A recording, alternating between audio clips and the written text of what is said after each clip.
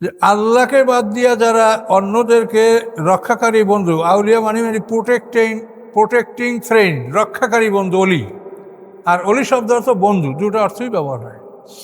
তো আল্লাহ বলছেন আল্লাহকে বাদ দিয়া যারা রক্ষাকারী বন্ধু নির্বাচন করলো অন্যদেরকে, তাদের এই কাজটা হলো যে তারা যেন মাকড়সার ঘরে আশ্রয় নিয়েছে, এবং পৃথিবীর মধ্যে দুর্বলতম ঘর হলো মাকড়সার ঘর। তো এখন দেখেন আজকে মুসলিম জাহানের দিকে তাকালে আপনারা কি দেখতে পাচ্ছেন? সবাই শত্রু, মানে সবাই শক্তির আশ্রয়, শক্তির পাখার তলে কিন্তু সবাই মাথা। কিন্তু আল্লাহ যে আশ্রয়দাতা এটা মানুষ বিশ্বাস করে মুখে মুখ, কিন্তু তার একিন নাই, এটা একিনের ব্যাপার, এটা প্রমাণিত হয় না। তো এই জন্য এই দৃষ্টান্তটা আপনারা দেখেন, বর্তমান পৃথিবীর দিকে তাকান। আমাকে অনেকেই প্রশ্ন করেছেন যে ইরানের ব্যাপারে আমরা কি মনে করব, কি ফতোয়া নিব, যে তারা কি আসলে মুসলমান না কাফের, না কোন অবস্থায় আছে। কতকাল আমরা তাদেরকে কাফের পর্যন্ত বলে থাকেন। আসলে বিষয়টা কি, তো এটা আমাদেরও জানার বিষয় আছে। বিষয়টা হচ্ছে যে প্রথমে আমাদেরকে জানতে হবে যে আমরা যদি কারো পক্ষে বা বিপক্ষে কোনো কথা বলি, সেটা আমাদেরকে কোরআন থেকেই বলতে হবে। এটা আল্লাহ কোরআন শরীফে পরিষ্কার বলেছেন, ওমান লাম ইয়াহকুম বিমা আনজালাল্লাহু ফাউলাইকুমুল কাফিরুন। এটা সূরা মায়েদার 44 নম্বর আয়াত। এরপরে আল্লাহ বলছেন ওমান লাম ইয়াহকুম বিমা আনজালাল্লাহু ফাউলাইকুমুজ জালিমুন, এটা 45 নম্বর আয়াত। এবার 47 নম্বর আয়াতে আল্লাহ বলছেন ওমান লাম ইয়াহকুম বিমা আনজালাল্লাহু ফাউলাইকুমুল ফাসিকুন। তিনটে আয়াত বরাবরই, 44, 45, 47। তাহলে কাউকে কিছু বলতে হলে কোরআন থেকে বলতে হবে। আপনি কাউকে ফতোয়া দিবেন, কারো পক্ষে বিপক্ষে কিছু বলবেন, আপনি রায় দিবেন, এটা আপনাকে কোরআন থেকেই দিতে হবে। আর যদি আপনি কোরআন থেকে না পান, তা আপনি বলবেন যে এটা সম্বন্ধে আমার জানা, আমি বুঝি না, আমি পারি না, না বললে আপনার কোনো আপত্তি নেই, কিন্তু বললে আপনাকে কোরআন থেকে বলতে হবে। তো এখন কোরআনে আমরা যে বিষয়গুলি পাচ্ছি, যে একটা মানুষ যতক্ষণ পর্যন্ত লা ইলাহা ইল্লাল্লাহ এই বাক্যটাকে অস্বীকার না করে, ততক্ষণ পর্যন্ত তাকে কাফের বলতে আল্লাহর রাসূল নিষেধ করেছেন। মান ক্বালা লা ইলাহা ইল্লাল্লাহ লা তুকাফিরহু বিযামবিন। কোনো পাপের কারণে তুমি ওই ব্যক্তিকে কাফের বলো না যে লা ইলাহা ইল্লাল্লাহ বলে। আল্লাহ রাসূলের বিখ্যাত হাদিস, এবং এটা সবাই আপনারা জানেন যে আল্লাহ রাসূল কথা বলেছেন। সাহাবীরা আপত্তি করেছে, ইয়া রাসূলুল্লাহ ওয়াইন জানা ওয়াইন সারাকা, যদি জিনা করে, চুরি করে, তাও আমরা বলবো না? তার রাসূল না, তাও তোমরা তাকে কাফের বলবে না। কিন্তু সাহাবীরা যেন মানতেই পারছিলেন না, আবার জিজ্ঞাসা করলেন, ইয়া রাসূলুল্লাহ ওয়াইন জানা ওয়াইন সারাকা। আল্লাহ রাসূল যে না, জেনা চুরি করলেও কাফের বলা হবে না। তৃতীয়বার জিজ্ঞাসা করছেন, আবারও আল্লাহ রাসূল একই জবাব দিয়েছেন। তাহলে বোঝা গেল যে লা ইলাহা ইল্লাল্লাহকে অস্বীকার না করা পর্যন্ত কোনো মানুষের কাফের বলা যায় না। কাফের শব্দের অর্থ হলো অস্বীকারী, যে সত্যকে অস্বীকার করে। তো এখন ইরানিদের ব্যাপারে যেটা ভালো মন্দ আমি ইনশাল্লাহ কোরআন থেকে যতটুকু বলা সম্ভব আমি বলবো, যে এই দল এখানে হযরত ওমর ফারুক রাদিয়াল্লাহু তাআলা আনহুর জামানায় মুসলমানরা পারস্য জয় করেছে। এর আগে তারা অগ্নিপূজক ছিল, এরপরে তারা ইসলাম গ্রহণ করেছে। তো এখানে তারা শিয়া হলো কেন? এটা হলো শিয়া মানে, শিয়া শব্দের অর্থ হলো দল। শিয়ানে আলী, কথাটা হলো শিয়ানে আলী, অর্থাৎ আলীর দল। কিন্তু এই আলী বাদ দিয়ে এখন খালি শিয়া বলেই আমরা কথাটা চালাই দিচ্ছি। তো এখন শিয়া মানে দল, তা শিয়ানে আলী মানে আলীর দল। কিন্তু আমরা কিন্তু সবাই আলীর দলের লোক। আমরা এখানে যারা আছি, আমার মনে হয় একটা লোক আপনারা নাই যে আপনারা হযরত আলী এবং মুআবিয়ার যুদ্ধে আপনারা মুআবিয়াকে বা ইয়াজিদকে সমর্থন করেন। একটা লোক আছেন এর মধ্যে? নাই। তাহলে আমরা কিন্তু শিয়া, আলীর দল। কিন্তু আমরা এখানে সীমা লঙ্ঘন করছি না, এই জন্য আমাদেরকে শিয়া বলা হয় না, আমাদেরকে বলা হয় সুন্নি। কিন্তু আসলে কিন্তু আপনারা দেখেন এই ইরান থেকে আরম্ভ করে ইরান, তারপর আফগানিস্তান, পাকিস্তান, ভারত, এরপরে ইরাক, সিরিয়া, এই সব অঞ্চলের মানুষ কিন্তু অধিকাংশ মানুষ আলী রাদিয়াল্লাহু সমর্থন করে। পৃথিবীতে যত মুসলমান আছে তার 85% হল সুন্নি, 15% শিয়া। তো এখন যার যে কর্মের সে ফল আল্লাহর কাছে পাবে। আমরা পারি কাউকে বুঝাতে, পরামর্শ দিতে, কিন্তু জোর করে কার উপরে কিছু করা যাবে না, সেটা আল্লাহ বলে দিয়েছেন যে আল ফিতনা তো আসাধ্য মেনাল কাতলে। এই ফিতনা শব্দের অর্থ প্রোজিলাইটাইজেশন, অর্থাৎ কোনো মানুষের উপরে জোরপূর্বক একটা মতবাদ চাপিয়ে দেওয়া। যে যা করবে না আপনি জোর করবেন, বাধ্য করবেন তাকে করতে, না করলে আপনি পিটাবেন, শাস্তি দেবেন, বন্দি করবেন, জেল দিবেন। এটা হলো প্রোজিলাইটাইজেশন বা ফিতনা, জোরপূর্বক মতবাদ চাপিয়ে দাও। এটা জায়েজ নেই। কাজে আপনি কাউকে পরামর্শ দিতে পারেন। তো ইরানিদের ব্যাপারে আমরা অনুসন্ধান করলে পাবো যে তারা লা ইলাহা ইল্লাল্লাহ কলেমাকে অস্বীকার করে না, মুহাম্মদ রাসূলুল্লাহ সাল্লাল্লাহু আলাইহি ওয়াসাল্লাম শেষ নবী তাও অস্বীকার করে না, এবং এই যে তাদের মানে মৌলিক বিষয়টা, আল্লাহকে বিশ্বাস করা, রাসূল সাল্লাল্লাহু আলাইহি ওয়াসাল্লামকে বিশ্বাস করা, এই মৌলিক বিশ্বাসটা কিন্তু তাদের মধ্যে আছে।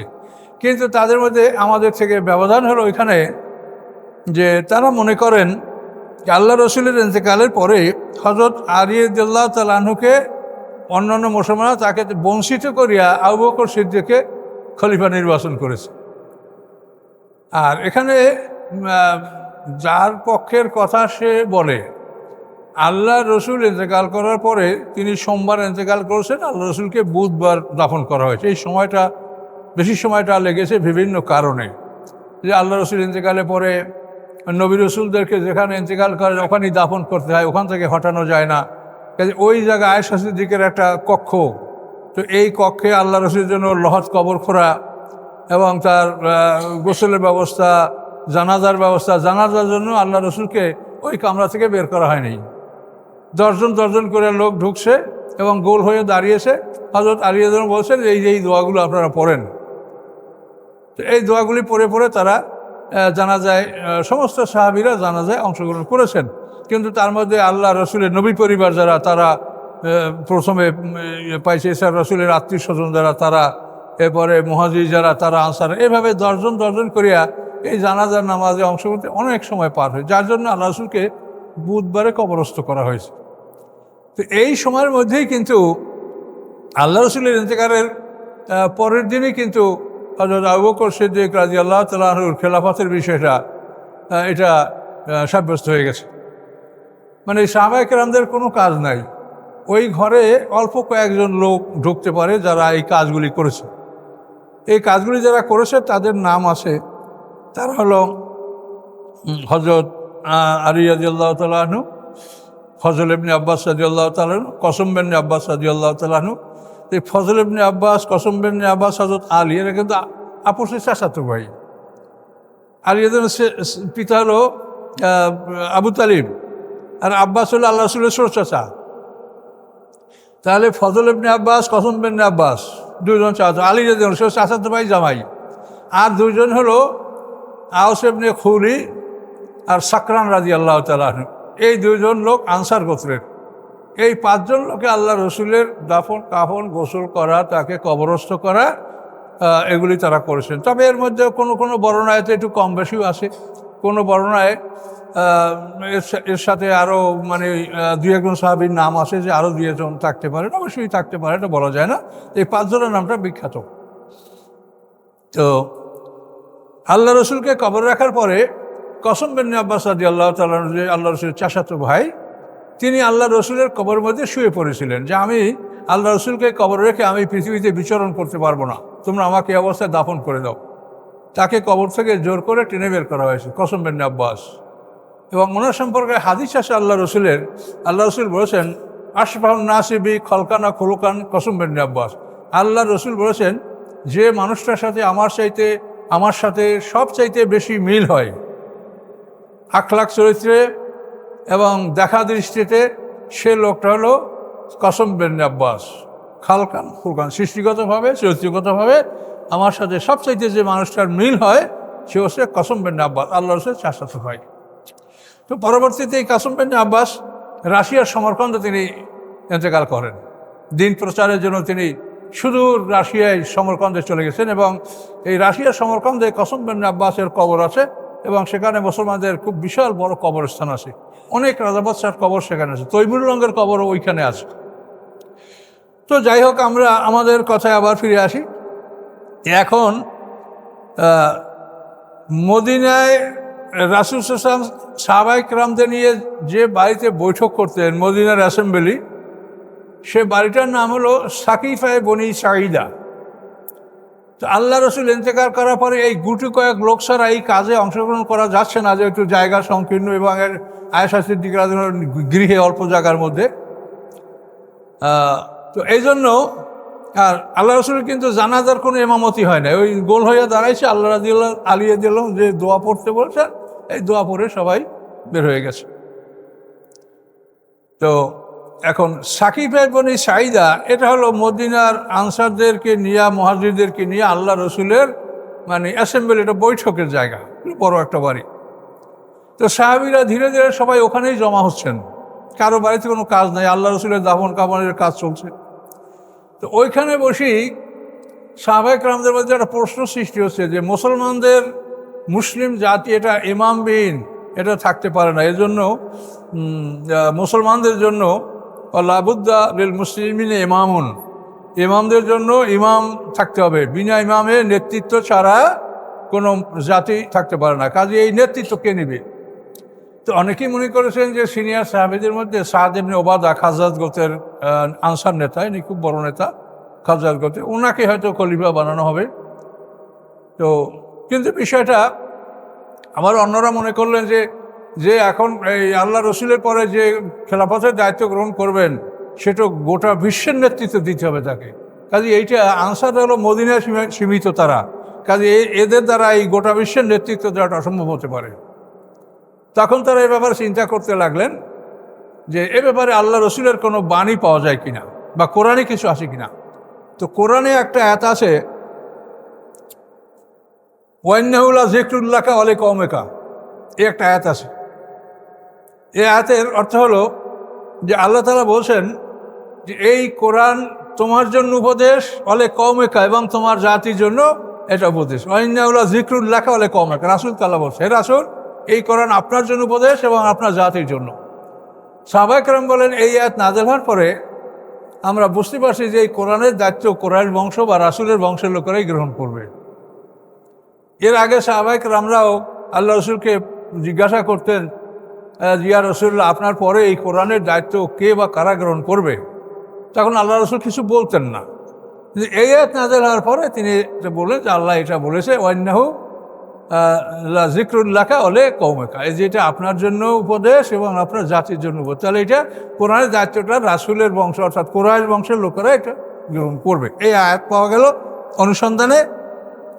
সবার তো সব সমস্যা একটা মনে থাকে না।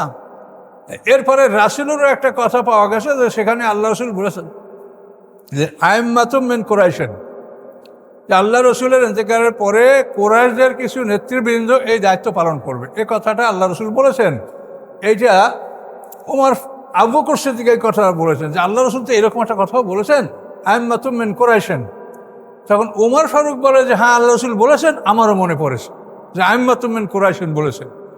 এইটা ওমর ফারুক বলার পরেই তিনি সবাই আগে উঠে দাঁড়াইয়া আবু বকর সিদ্দিকের হাত ধরে বায়াত গ্রহণ করলেন যে বায়াতু আলা ইয়াদি আবি বকর সালাতু ওয়াস সাইফ, যে আমি আবু বকর সিদ্দিকের হাত ধরে সালাত এবং সাইফ, তার পিছনে নামাজ পড়বো, তার আদেশে আমি তলোয়ার ব্যবহার করব। এই বয়াত যখন হযরত উমর ফারুক রাদিয়াল্লাহু তাআলা আনহু সবার আগে করলেন, তো সমস্ত সিনিয়র সাহাবীরা আবু বকর সিদ্দিকের হাতে খেলাফতের বয়াত গ্রহণ করলেন এবং আস্তে আস্তে সবাই এই বয়াতটা করলেন। তাহলে আল্লাহ রসুলের দাফন কাফনের আগেই এই খেলাফতের বিষয়টা সম্পন্ন হয়েছে। এখানে শিয়াদের আপত্তি যে আলী রাদিয়াল্লাহু তাআলা আনহু আল্লাহ রসুলের দাফন কাফনের কাজে ব্যস্ত, তাকে বাদ দিয়ে তারা এই কাজটা করেছে। এটা জবাব আমরা দিব। তো এখন এখানে আমরা যেটা দেখতে পাচ্ছি যে হযরত আলী রাদিয়াল্লাহু তাআলা আনহু তিনি খেলাফতের ব্যাপারে কখনোই কোনো মনক্ষুণ্ণ হন নাই বা কোনো মনের মধ্যে তার কোনো আপত্তি কিছুই ছিল না। তিনি মানে আবু বকর সিদ্দিক, ওমর ফারুক, ওসমান, উনি তিনজনের আমলে তিনি চিফ জাস্টিস ছিলেন। কখনোই তিনি এদের মানে তাদের যে সিনিয়র বা তাদের যে খেলাফতের ব্যাপারে বিন্দুমাত্র তিনি অপছন্দ করেন নাই বা কোনো মনক্ষুণ্ণ তিনি হয়েছে, এরকম কোনো ইতিহাস আমাদের কাছে নাই। তো এই জন্য আমরা মনে করি যে এই খেলাফতের ব্যাপার যেটা হয়েছে এটা সঠিক, এবং আমাদের যে আকীদা বা আহলে সুন্নাত ওয়াল জামাতের যে ধারণা যে আল্লাহ রসুলের পরে সাহাবীদের মধ্যে শ্রেষ্ঠ ব্যক্তিত্ব আবু বকর সিদ্দিক, এটা আমাদের বিশ্বাস এবং এটা আসলেই সত্য। এবং কোরআনে বিভিন্নভাবে আবু বকর সিদ্দিকের পক্ষে কোরআনে আয়াত নাযিল হয়েছে। বেশ কয়েকটা জায়গায় আবু বকর সিদ্দিকের সমর্থনে আল্লাহ কোরআনে আয়াত নাযিল করেছে, এগুলো সব কোরআনে আছে।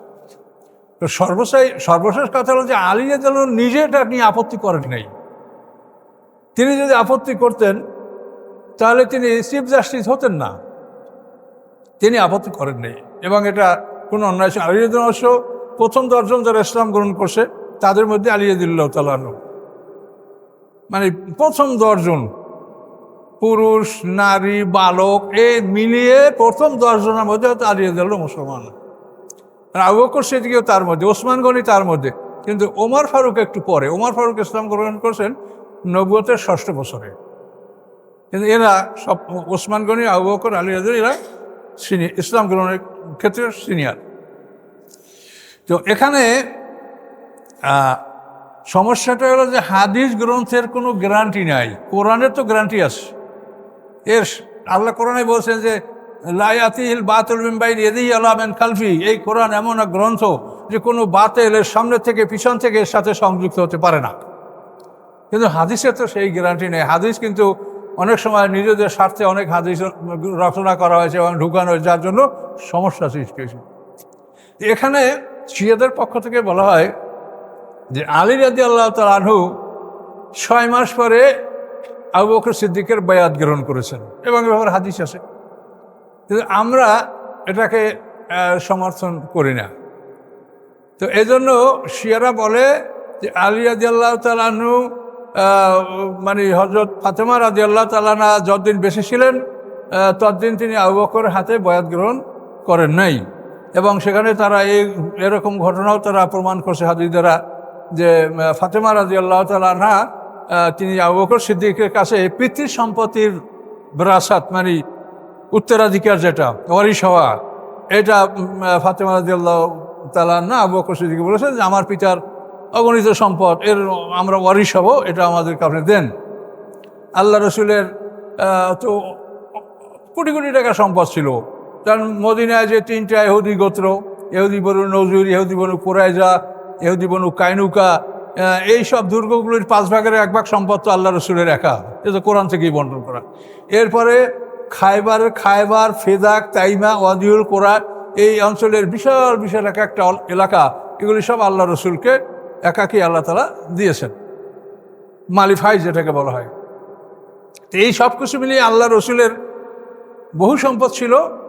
কিন্তু এই সম্পদগুলির ফাতেমা রাদিয়াল্লাহু আনহা কি তার মানে উত্তরাধিকার দাবি করছে যে আমরা তো এটা পাবো, আমি তার সন্তান। কিন্তু আবু বকর সিদ্দিক তাকে দেন নাই। এই নিয়ে তাদের মধ্যে একটা মনক্ষুণ্ণ বা মনোমালিন্য হয়েছে। কিন্তু এই বিষয়টা আমাদের কাছে গ্রহণযোগ্য না। গ্রহণযোগ্য নয় এই জন্য যে আল্লাহ রসুলের সম্পদ কোথায় ব্যয় হবে এটা কোরআনে বলা আছে। এটা আমাদের সম্পদের মতো না। আমরা যেমন আমি মারা গেলে আমার সন্তানরা পাবে, স্ত্রী থাকলে স্বামী পাবে, স্বামী থাকলে স্বামী স্ত্রী পাবে, পিতামাতা পাবে, সন্তানরা পাবে, এরাই তো পায়। এটা হলো আমাদের বন্টন, কোরআনে যেটা বলা আছে। কিন্তু নবী রসুলদের ব্যাপারে কিন্তু অন্যরকম। আল্লাহ রসুলের সম্পত্তি বন্টনের আল্লাহ কি বলছেন? আমা আফাল্লাহু আলাইহি, যে সম্পদ আপনার কাছে আল্লাহ ফিরিয়ে দিয়েছেন, এই সম্পদ ফালিল্লাহ রসুল, প্রথম হলো আল্লাহ এবং আল্লাহ রসুলের। তা আল্লাহ কি আর আল্লাহ তো দিয়েছেন, কিন্তু এখানে আল্লাহ এবং আল্লাহ রসুল বলা হলো রাসুলের সম্মান। গনিমাতের ক্ষেত্রে বলা হয়েছে যে এই গনিমাত তোমরা ওয়ালামু আন্নামা গানিমতুম মিন শাইইন, এখানেও কিন্তু আল্লাহ বলেছেন যে গনিমাত আল্লাহ এবং তার রাসুলের। তো আল্লাহর সাথে রাসুলের নাম, এটা হলো একটা সম্মান। আল্লাহ কি আর ভাগ নেবেন? রাসুলের সম্মানের জন্য আল্লাহর সাথে রাসুলের নাম এই কোরআন শরীফে বিভিন্ন জায়গাটা নেওয়া হয়েছে। এগুলি কোরআন থেকে যদি আপনারা চিন্তা ভাবনা করেন, অনেক ভাইরা সমাজে এমনও আছেন যে লা ইলাহা ইল্লাল্লাহর সাথে মুহাম্মদ রাসূলুল্লাহ যোগ করাকে তারা অপরাধ মনে করেন। তাহলে আপনি কত জায়গায় অপরাধ মনে করবেন? এইখানে আল্লাহ কি বললেন? মা আফাল্লাহু আলা রাসূলিহি, রাসূলকে আল্লাহ যে মালটা ফেরত দিলেন, মালিফাই, এটা কিভাবে বন্টন হবে? ফালিল্লাহ রাসূল, আল্লাহ এবং রাসূলের এক ভাগ। তারপরে জিল করবা, রাসূলের আত্মীয় স্বজন যারা নিকট তারা, ইয়াতামা এতিমগণ, আল মাসাকিনা মিসকিনগণ, তারপরে মুসাফিরগণ। তাহলে এটা 5 ভাগে ব্যয় হবে, এটা আল্লাহ বলে দিলেন। আল্লাহ এবং আল্লাহ রসুলের এক ভাগ, তারপরে জিল করবা, নিকটতম আত্মীয়। তা নিকটতম আত্মীয় বলতেই তো আল্লাহ রসুলের ছেলে মেয়ে স্ত্রী অন্যান্য যারা কিন্তু আত্মীয়। তারপরে ইয়াতিম মিসকিন মুসাফির, এই 5 ভাগে এই সম্পদটা বন্টন হবে। কিন্তু আমাদের সম্পদ তো মিসকিন মুসাফির এদের জন্য আমাদের সম্পদ ব্যয় হবে না, হবে? ইয়াতিম মিসকিন মুসাফির আমাদের সম্পদ পাবে? কিন্তু রাসূলের সম্পদ সম্পর্কে আল্লাহ কোরআনে উল্লেখ করে দিয়েছেন। কাজেই যেখানে রাসূলের সম্পদ কিভাবে বন্টন হবে এটা কোরআনে বর্ণিত আছে, সেখানে আমরা ফাতেমা রাদিয়াল্লাহু তাআলা আনহুকে যে আমরা অভিযুক্ত করব যে তিনি তার পিতার সম্পত্তি দাবি করেছেন, এটা সম্পূর্ণ অযৌক্তিক। হাদিসের মধ্যে বা তারা তাদের গ্রন্থের মধ্যে তাদের কাছে আর বহু প্রমাণ আছে, আমাদের কাছে এটা প্রমাণিত হচ্ছে না। যেহেতু কোরআনে বলা আছে যে রাসূলের সম্পদ এই 5টা খাতে ব্যয় হবে। রাসূলের নিজের ব্যয়, আত্মীয় স্বজনের যে ব্যয়, ইয়েতিম মিসকিন মুসাফির, এই 5টা গ্রুপের মধ্যে সম্পদ ব্যয় হবে এবং এটা রাষ্ট্রীয় দায়িত্ব থাকবে। রাষ্ট্রীয়ভাবে এটা এই সকলকে এটা বর্ণন করা হবে। তো এই সম্পদ দ্বারা রাসূলের স্ত্রীরা পাবে, তার ছেলে মেয়েরা পাবে, তার আত্মীয় স্বজনরা পাবে, এরা সবই তো পাবে, বঞ্চিত করা হয় নাই। কিন্তু ওই আমাদের সম্পদের মতো এরকম ভাগ করা হয়নি, এইভাবে ভাগ করা, 5টা ভাগে ভাগ করা হয়েছে। তো এই ক্ষেত্রে আমরা যে ওদের যে দাবিটা যে হযরত ফাতেমা তিনি তার পিতার সম্পত্তি দাবি করেছেন এবং আবু বকর সিদ্দিকের সাথে তার তর্ক হয়েছে, এটা আমার মনে হয় যে এটা একটা তৈয়ার করা বিষয়। এটাকে সত্য বলে আমরা মানতে পারছি না। আপনাদেরও জ্ঞান বুদ্ধি আসে, আপনারা বিবেচনা করে দেখেন। হযরত আলী রাদিয়াল্লাহু তাআলা সেই কাতেবে ওহী, যখনই কোনো ওহী হয় এটা আলী রাদিয়াল্লাহু তো সেটা লেখেন। আলী রাদিয়াল্লাহু কাতেবে ওহী, ফাতেমা রাদিয়াল্লাহু রাসূলের কন্যা এবং এরা তো সবই মহাজ্ঞানী। সিদ্দিকা ফাতেমা তো অসাধারণ জ্ঞানের অধিকারী এরা ছিলেন। কাজে এরা তো অবশ্যই জানেন যে আল্লাহ রসুলের এই মালিফাইটা এটা কীভাবে বন্টন হবে, এটা কোরআনে বলা আছে। হযরত আবু বকর সিদ্দিকের কাছে যে পিতা সম্পত্তির উত্তরাধিকার দাবি করবেন, এটাও কিন্তু যুক্তিসঙ্গত নয়। এসব কথাগুলো হয়তো বা হতে পারে সম্পূর্ণ বানাওয়াট। তো যাই হোক, আল্লাহ ভালো জানেন। আমরা যতখানি সম্ভব আমরা কোরআন হাদিস থেকে যা বুঝি, আমরা কোনো রকম পার্সিয়েটিভ করবো না বা কারো পক্ষে বা বিপক্ষে আমরা কথা বলবো না। আমাদের কথা যে স্ট্রেট লাইনে না থাকে, তা আমাদেরও বিচার হবে। হযরত আবু বকর সিদ্দিকের কাছে যে পিতা সম্পত্তির উত্তরাধিকার দাবি করবেন, এটাও কিন্তু যুক্তিসঙ্গত নয়। এসব কথাগুলো হয়তো বা হতে পারে সম্পূর্ণ বানাওয়াট। তো যাই হোক, আল্লাহ ভালো জানেন। আমরা যতখানি সম্ভব আমরা কোরআন হাদিস থেকে যা বুঝি, আমরা কোনো রকম পার্সিয়েটিভ করবো না বা কারো পক্ষে বা বিপক্ষে আমরা কথা বলবো না। আমাদের কথা যে স্ট্রেট লাইনে না থাকে, তা আমাদেরও বিচার হবে। তো এভাবে আবু বকর সিদ্দিক রাদিয়াল্লাহু তাআলা আনহু যে খলিফা নির্বাচিত হয়েছেন, এ ব্যাপারে শিয়াদের আপত্তি। এ হলো একটা। 2 নম্বর কথা হলো তাদের যে মোতাবিয়া, এটা তারা জায়েজ মনে করে। এটা একটা মারাত্মক ব্যাপার, যেটার সাথে আমরা কোনো মতেই একমত। মোতাবিয়া হলো নির্ধারিত সময়ের জন্য নির্ধারিত মোহরে বিয়া করা, ওয়েডলক ফর অ্যাপয়েন্টেড টাইম। আপনি একটা নির্ধারিত সময় কাউকে বিয়ে করবেন, 2 ঘন্টা, 1 ঘন্টা, 1 দিন, 3 দিন, এর জন্য একটা সময় নির্ধারিত করে আপনি বিয়ে করবেন। এই সময়টা পার হলে আপনি তালাক হয়ে যাবে। তালাক দেওয়ার জন্য আলাদা কোনো অনুষ্ঠান লাগবে না। তো এই নিকায় মোতাটা এটা তাদের সমাজে এখনও তারা বৈধ রেখেছে এবং এটা সম্পর্কে তারা সূরা নেসার এই 24 নম্বর আয়াত, অর্থাৎ অল মোহসানাত যে 5ম পারা শুরু হয়েছে, ওই 1ম পৃষ্ঠায় এই আয়াতটা আছে। ফামাস্তামতাতুম বিহি মিনহুন্না ফাআতুহুন্না ফরিজা, সূরা নেসার 24 নম্বর আয়াতে। এই আয়াতে বলা হয়েছে, আল্লাহ কোরআন পাকে বলেন, তোমরা যাদেরকে উপভোগ করো, ইস্তেমতা মানে উপভোগ করা, ফামান ইস্তামতাতুম মিনহুন্না, তাদের মধ্য থেকে তোমরা যাদেরকে উপভোগ করবে, ফাতুহুন্না উজুরহুন্না, তাদের মহারণা দিয়ে দাও। এখন এখানে এই বিষয়টা স্পষ্ট যে আপনি নারী ভোগ করতে পারবেন কতটা, এটা কি আপনি সারা দুনিয়ার নারী ভোগ করতে পারবেন? সীমা দেওয়া আছে কোরআনে যে আপনি 2, 3, 4 এই বিয়ে করতে পারবেন, স্পষ্ট। ফানকিহু মা তাবা লাকুম মিনাস নিসাই মাসনা সুলা রুবা। তাহলে এখন আল্লাহ অন্য আয়াতে বলছেন যে তোমরা যাদেরকে উপভোগ করবে তাদেরকে মহারণা দিয়ে দাও। তাহলে এখানে আমাদের কাছে স্পষ্ট যে আপনি 2, 3, 4 যা উপভোগ করবেন সেটার মহারণা দিবেন। এখানে তো মোতাবিয়ার কোনো প্রসঙ্গ আসতে পারে না। কিন্তু সমস্যাটা এখানে যে ফামাস্তাদ, এই যে মা শব্দটা, এই মা শব্দটার অর্থ হলো যা কিছু। আবার এই মা শব্দটার অর্থ হয় মান।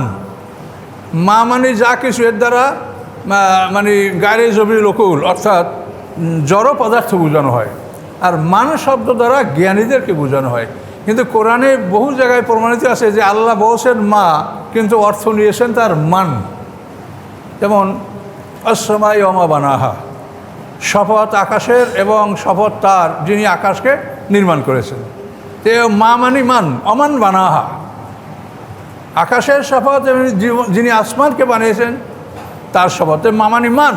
তো এখানে এই আয়াতের অর্থ যদি আমরা মা মানে মান করি, তাহলে মোতাবিয়ার কোনো সম্ভাবনা আয়াতে থাকে না। এখানে পরিষ্কার যে তোমরা, অর্থাৎ ফামাস্তাম তায়াতুম, তো এখানে মা বলতে আপনি মান করেন, ফামানাস্তাম তায়াতুম, তোমরা যাদেরকে উপভোগ করবে তাদের মধ্যে, নারীদের মধ্যে হতে তোমরা তাদের মহারণা দিয়ে দাও। কিন্তু ওরা এই মায়ের অর্থ মাই রেখেছে। তো যদি মায়ের অর্থ মা রাখা, অর্থ যা কিছু, তোমরা যা কিছু উপভোগ করো তোমরা তার পারিশ্রমিক ওয়েজ বা রেমুনারেশন দিয়ে দাও, যা কিছু তোমরা উপভোগ করো। এই যা কিছু দ্বারাই ওরা এই মোতাবিয়াটা, এর বৈধতা ওরা বাইর করছে এই একই আয়াত দ্বারা। আমরা বলছি যে না, ওখানে মা অর্থ মান, যা কিছু না, ওটা মান অর্থ হবে। তো এই বিষয়টা একটা বিতর্কিত বিষয়, এটা তারা গ্রহণ করছে, কিন্তু আমরা কোনোভাবেই এটা গ্রহণ করছি না, বা আমাদের আকল কি সময় শেষ।